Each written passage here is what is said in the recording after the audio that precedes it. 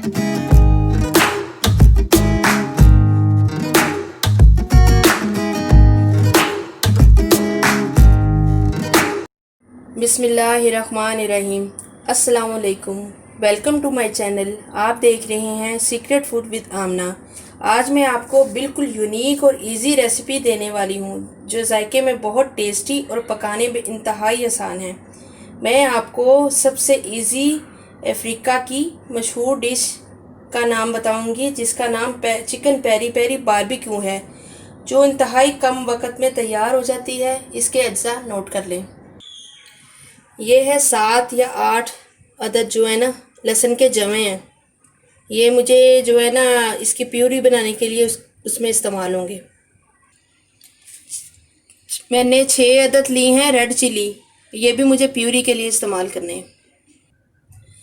तेज़ पत्ता अगर आपके पास बड़े हैं तो आप 3 लेंगे, और अगर आपके पास छोटे हैं तो आप 4 लेंगे।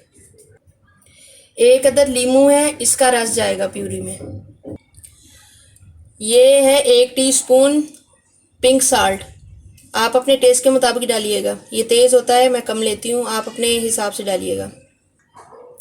ये पेपरिका पाउडर है, ये मैंने ये वाला चम्मच लिया है। अगर आपके पास ये वाला चम्मच नहीं है तो आप 1 चाय का चम्मच ले लें। ये तकरीबन 7 या 8 अदद जो है ना एक्स्ट्रा वर्जिन ऑलिव ऑयल है, ये भी प्यूरी में जाएगा। मैंने ये चिकन का गोश्त लिया है, तकरीबन 9 या 10 बोटियां हैं। इसमें जो है ना अगर आप लेग पीस इस्तेमाल कर रहे हैं तो आपने इसको ऐसे कट लगा लेने हैं सब बोटियों में, देखें इस तरह के, ताकि जब हम इसके अंदर प्यूरी डालें तो वो अच्छी से इसके अंदर जज्ब हो जाए। ये देखें इस तरह की बोटी बनाएंगे तो ऐसी होगी। अगर आप चेस्ट का पीस लेंगे तो उसको पूरा सही से इस तरह के कट्स लगाएंगे। अगर आप ग्रिल पैन में करेंगे तो पूरा कट सही से लगाएंगे। व्यूवर्स ये देख लें, ये तेज़ पत्ता जो होता है ना ये बहुत कड़क होता है, और ये जब आप मशीन में डालेंगे ना तो ये अच्छा नहीं पिसेगा। इसलिए मैंने थोड़ा सा इसको ना भिगो लिया है, ताकि ये जब हम प्यूरी बनाने के लिए ग्राइंडर में डालें ना तो ये अच्छा सा ब्लेंड होकर स्मूथ सा पेस्ट बन जाए। तो मैंने इसको भिगोया हुआ है, देख लें ज़रा। ये 6 अदद जो रेड चिली थी ये अब मैं प्यूरी बनाने के लिए अंदर डालूंगी। ठीक है, ये एक्स्ट्रा वर्जिन ऑलिव ऑयल बाद में डालूंगी, पहले ये चबे डाल देती हूँ। और ये तेज़ पत्ते देखें नरम हो गए ना, अब इनको अच्छे से तोड़ के डालेंगे।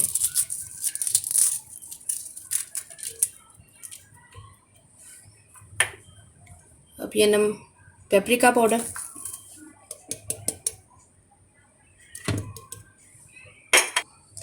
ये नमक है, ये जाएगा।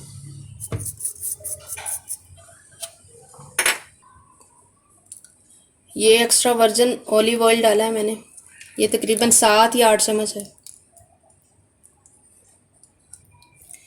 ये 1 अदद लेमन का जूस भी जाएगा इसमें।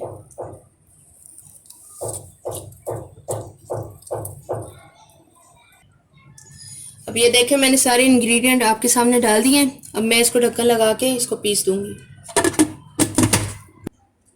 इसको ब्लेंडर करना। व्यूवर्स देखें ये बहुत अच्छी सी ना प्यूरी तैयार हो गई है अपने, ये देखें बिल्कुल सही बन गई। हमने अभी ना मैरिनेशन करनी है चिकन की। व्यूवर्स देखें अब इसको मैं मैरिनेशन करूँगी इसकी, ये पेस्ट। व्यूवर्स देखें ये माशाल्लाह बहुत अच्छी प्यूरी इसकी बन गई है, और आपने इसको तब तक जो है ना ग्राइंड करते रहना है जब तक इसके सारे अज्जा जो है ना बिल्कुल ब्लेंड होके पेस्ट की शक्ल में नहीं आ जाते। अब इसको 30 मिनट के लिए तो लाजमी हम फ्रिज में ना मैरिनेशन करके रखेंगे, ताकि ये जो मसाले हमने ऐड किए हैं ना ये सब इसके अंदर ना चले जाएं, अपना टेस्ट छोड़ दें। व्यूअर्स देखें मैंने आपको बताया था ना कि मैरिनेशन के लिए इसको मैंने रखना है। मैंने आधा घंटे के लिए इसको मैरिनेशन के लिए रखा था, अब मैंने निकाल लिया है। अब हम इसको फ्राई कर लेंगे। ये देखें मैं अब डाल रही हूँ इसको।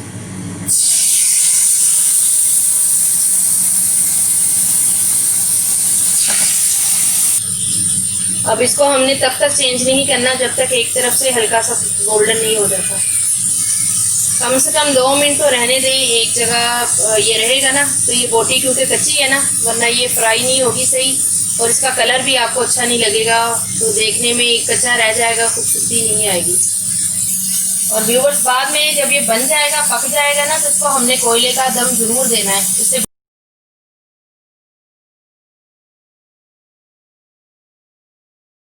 बारबेक्यू का टेस्ट आएगा और फ्लेवर बहुत अच्छा हो जाएगा।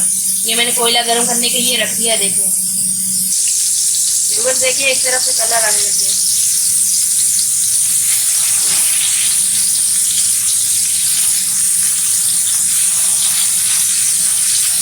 इसी तरह हम सब रोटियों को सेल कर लेंगे।